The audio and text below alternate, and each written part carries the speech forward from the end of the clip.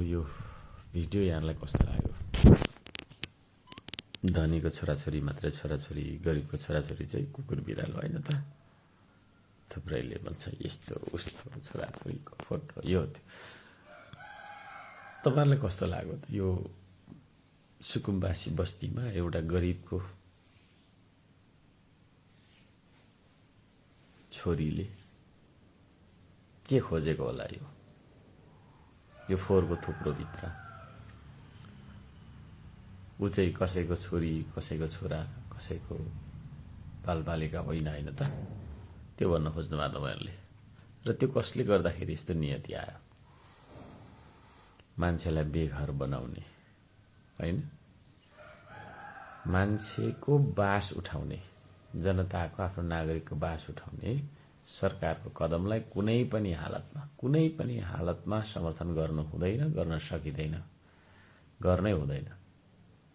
यो लाइनमा म स्पष्ट छु, प्रष्ट छु। सदनमा मैले पहिलो सदनको बैठकबाट उठाएको कुरा हैन, बार भनिरहेको कुरा। अहिले सदन छलेर अध्यादेश ल्याउने सरकारलाई म भन्न चाहन्छु, तुरुन्त सदनको बैठकको लागि सिफारिस गर्नु। तयारी पुगेन, यो पुगेन, त्यो पुगेन हैन, केको तयारी रहेछ भन्ने कुरा हामी देख्दैछौँ। त्यो चिज छ कि त्यो पनि सेना परिचालन गर्ने हो कि हैन? कानुन बनाउने कुरालाई पनि अब हरेक कुरालाई कामलाई चाहिँ नि सेनाले गरोस् भन्ने मनसाय राख्ने सरकारलाई म भन्न चाहन्छु कि त्यो सदन पनि सेनाले चलाओस् भनेर सेनालाई जिम्मा दिने हो कि के गर्ने हो? छिटो गरिहाल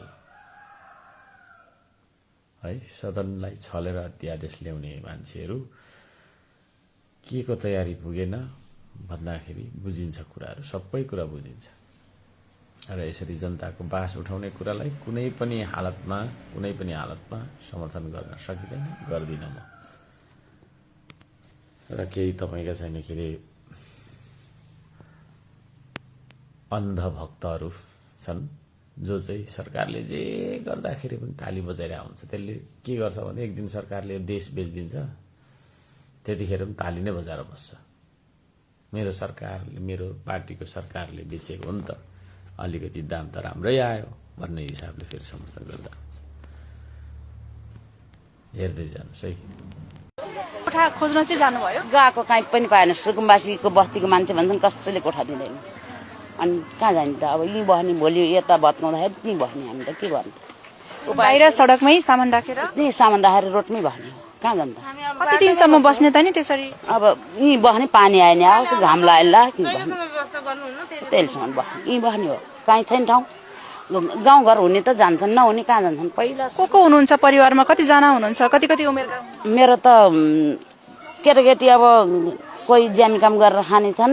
जेठो छोरो यो अपाङ्ग छ, काम गर्न सक्दैन, हस्पिटलमा राख्दा बल्ल निकालेको। कोही ज्यामी काम, कुल्ली काम गर्न गएका छन्। काम कहिले पाइन्छ कहिले पाइँदैन। के त अरू त के छन्? 3-4वटा छन्, 4वटा छन्। पढ्न त हामीले कहाँ पढ्छ? एउटा सानो नानी छ, त्यसको आमा बिते, जेठीको छोरी सानो नानी छ, आमा चाहिँ बितेको अस्ति साउनमा। अनि त्यो पनि मैसित बस्नु पर्यो। मेरो श्रीमान छैन, एकल महिलालाई यस्तो केही गर्नुहुन्छ भने अब हामी त कहीँ नजाने। कसरी चलाइराख्नु भएको छ परिवार? आमा गुजारा कसरी? ज्यामी काम गर्ने, दिनभरि कमाउने, बेलुका खाने। म काम गर्न सक्दिनँ, त्यही नानी हेर्ने हो होइन। वास्तविक सुकुम्बासी कहाँ हो, के हो भनेर सबै छानबिन गरेर एकमुठी माटो कहीँ नहुनेलाई त हामीले सारा संसार मागे होइन, हामीले त बास भन्ने ठाउँ मागे सरकारसँग।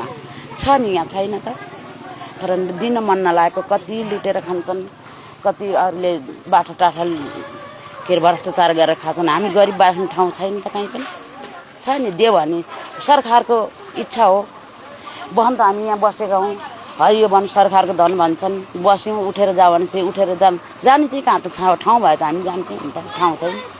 उहाँहरूले छानबिन गरेर हामीलाई व्यवस्थित गरिदिनुहुन्छ कि अब यही सडकमा हामी यो सडकै छोड्दैनौँ, यो रोडै छोड्दै कहाँ जान्छ? भए जाने उहाँहरूले देखाइदिनु भयो भने हामी जान्थ्यौँ। त्यही भन्न चाहन्छु म चाहिँ। अब के गर्ने? व्यवस्थापन गर्ने भनेर भनिरहेको छ। व्यवस्थापन गरिरहेको छ नि त हैन? देख्नु होला नि। त्यसो भएको कारणले मैले भनिरहेको थिएँ सुकुम्बासी बस्तीलाई टोखामा त्यो डोजर चलाउँदाखेरिदेखि नै मैले भनिरहेको छु सुकुम्बासी बस्तीलाई व्यवस्थापन नगरिकन जनतालाई विस्थापित गर्ने हिसाबले अगाडि बढ्नु हुँदैन। बारम्बार भनेको कुरा अझै भनिरहेको छु।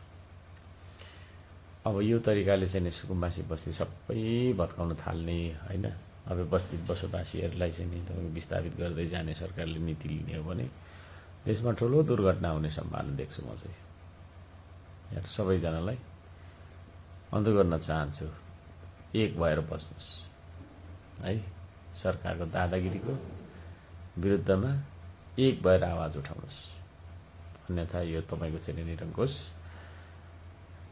प्रवृत्ति देखाइरहेको सरकारले जे पनि गर्न सक्छ भोलि। आज मैले चाहिँ नि बोल्दाखेरि मलाई विरोध गर्ने मान्छेहरूकै घर अगाडि डोजर आइपुग्छ, उसको घर भत्किँदाखेरि फेरि चुपचाप होइन भन्ने खालको आउँछ। फेरि चुपचाप सामान बोकेर टाप, त्यो हुने दिन आउँछ। यहाँ कराउँदै हुन्छ नि फेसबुकको मेरो विरुद्धमा, तपाईँहरूको घरमा पनि तपाईँको चाहिँ के अरे डोजर चल्नेवाला छ। हेर्दै जानुहोस् यो नीति के नीति हो भन्ने कुरा तपाईँलाई थाहा छैन। अहिले मैले शब्दबाट भन्दिनँ, मौका आउँदा त्यो पनि भन्छु। समय आएको बेलामा यो नीति अर्कै नीति हो। के नीति हो तपाईँहरूले महसुस गर्नुहोस्। चुपचाप सामान बोकेर टाप दिन आउँदैछ है। मेरो भगवान होइन गाडी आइस म माथि निस्किन्छ प्लिज के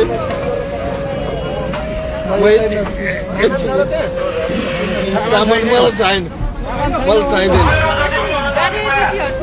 गाडी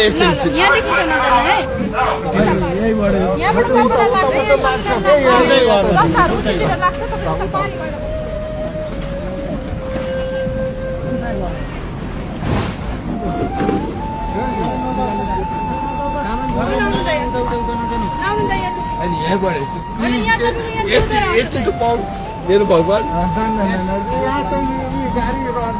होइन गाडी आइस म माथि निस्किन्छ प्लिज के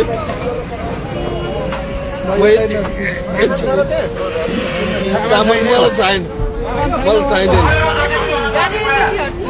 गाडी एकछिन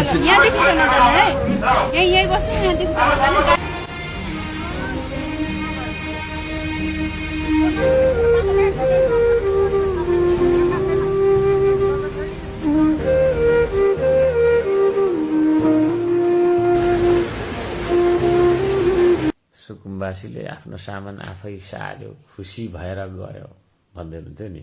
कोही मान्छे पनि त्यसरी गएको होइन है। 5,000 10,000 नेपाल प्रहरी, सशस्त्र प्रहरी, नगर प्रहरी, नेपाली सेना सारा कुरा लगाएर घोक्रे ठ्याक बनाएर चाहिँ तपाईँको सुकुम्बासीलाई खेदाइएको अवस्था छ। लोकतन्त्रमा जनताको बाँच्न पाउने अधिकार, पाँचका मौलिक अधिकारमाथि यसरी हनन गरिएको छ। आफै सामान सार्यो भने तपाईँले भन्नुहुन्थ्यो नि, होइन आफै के को सामान सार्छ, त्यहाँबाट हामी देख्न सक्छौँ। त्यसो भएको कारणले यहाँहरू सबैजनालाई म भन्न चाहन्छु, अब श्रम संस्कृतिले यसको सुरुवाती दिनदेखि यो खालको चाहिँ तपाईँको कदम सुकुम्बासी, भूमिहीन, अव्यवस्थित बसोबासी सबैको पक्षमा आवाज सुरुको दिनदेखि उठाएको छ, उठाइरहेको छ, उठाइ नै रहन्छ। जनता सबैजना हामी एकजुट बन्नुपर्छ। अब यो बिना हुँदैन, नत्र भने त्यही हो, प्रहरी आउँछ, 1-2 जना यसो देखिन्छ, त्यसलाई पक्रिन्छ, कुट्छ होइन, लाताले दिन्छ। सरकारको भिजन देखिहाल्नु होला, डोजर, लट्ठी, बुट, बन्दुक, विदेशी ऋण, यति हो। योभन्दा उता छैन, भिजन छैन। हेर्दै जानुहोस्। तपाईँहरूलाई मेरो कुरा सुरुमा सुन्दाखेरि पिरो, टर्रो, तितो लाग्छ, तर बिस्तारै सुन्दै जानुहोस् होइन। मैले कुनै पनि कुरा सुरुमा गर्दाखेरि यस्तै नै छ। अस्ति पनि भन्दै थिएँ होइन, हतार गरेर पक्रियो, अब उपचार गरेर छोड्छ है भन्दाखेरि के भन्दै हुनु तपाईँहरू, मैले दुनियाँ गाली गरे होइन, भयो कि भएन यो नौलो कुरा होइन।